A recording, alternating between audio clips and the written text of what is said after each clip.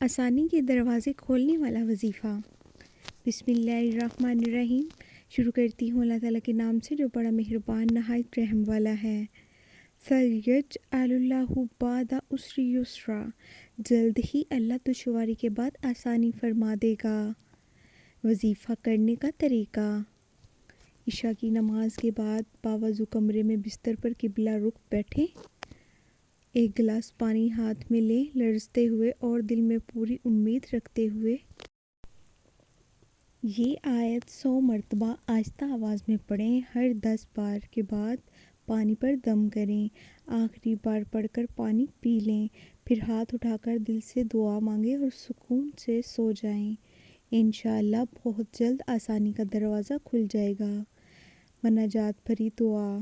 اے اللہ، میرا صبر ٹوٹنے نہ دینا، میں گرنے لگی ہوں، مجھے تھام لے۔ میری امیدوں کو مضبوط ایمان دے کر زندہ کر، میری حاجات پوری فرما، میری تکلیفیں دور کر دے، تیرے بے پناہ بھرے ہوئے خزانوں سے مجھ گنہگار کی فرمائشیں پوری فرما، تیری رحمت سے میرا دل مطمئن کر دے، میری زندگی میں سکون بھر دے، آمین۔